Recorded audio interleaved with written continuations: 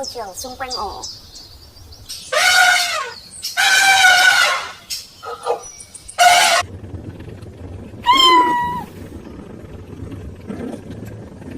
Chế độ ăn của mèo trưởng thành. Mèo con mồ côi cần uống sữa khoảng từ 2 đến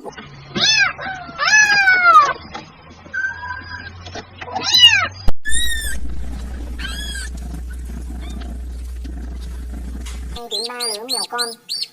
Trung bình một lứa mèo có thể đẻ được 3 đến 6 con.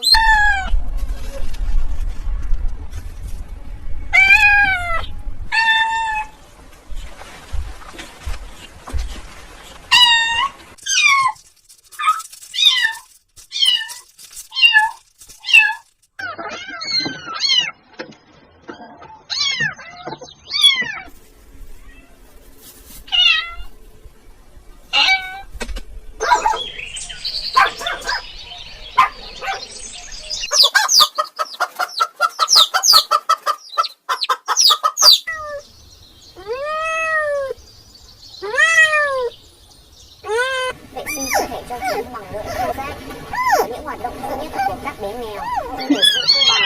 Thú giác này đã phát triển hoàn toàn.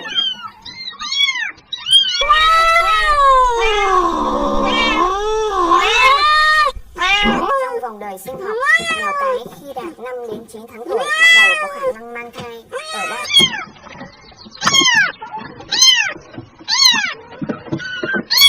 lúc này mắt của mèo vẫn còn rất yếu, vì vậy chúng chỉ hé nhỏ và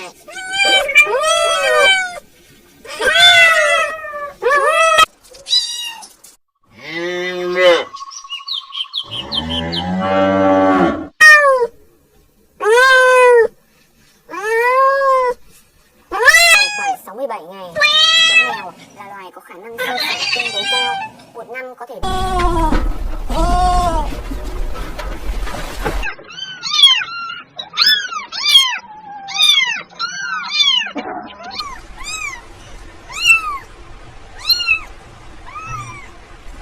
và chơi đùa với các bé mèo khác hoặc con người.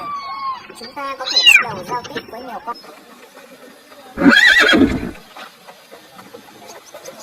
Thời hoạt động sinh sản và mang thai phần lớn vào mùa xuân, nhưng thời gian mang thai của mèo con là những con vật rất dễ thương. Mèo con mới sinh ra chỉ nặng khoảng 100 gram.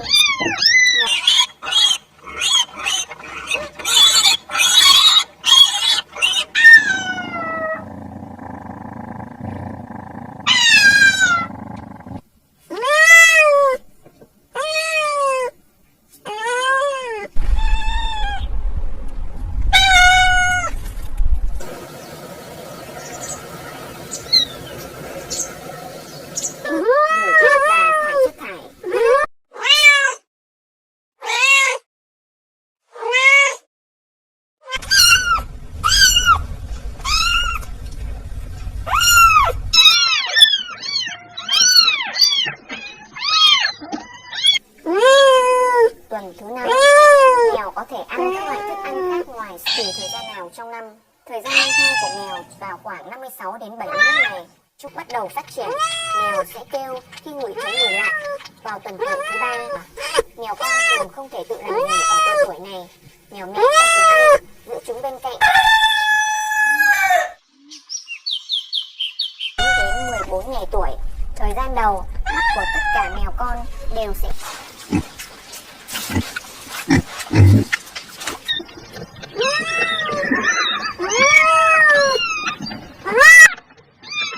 mắt mèo con bắt đầu mở và sẽ mở hoàn toàn vào khoảng thời gian từ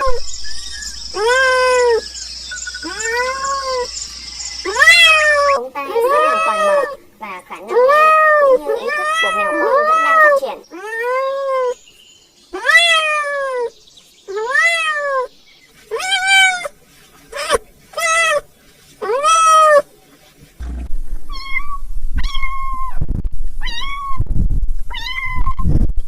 Với ánh sáng lạnh. Khoảng thời gian này cũng là lúc quan sát cử chỉ đơn giản.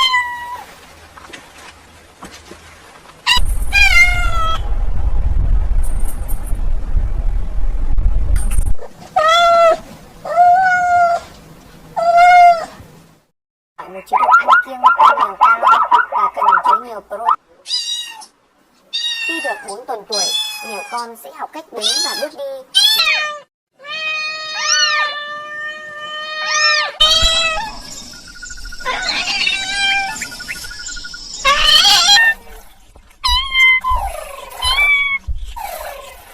Trong vòng đời sinh học, mèo cái khi đạt 5 đến 9 tháng tuổi bắt đầu có khả năng mang thai. Ở đây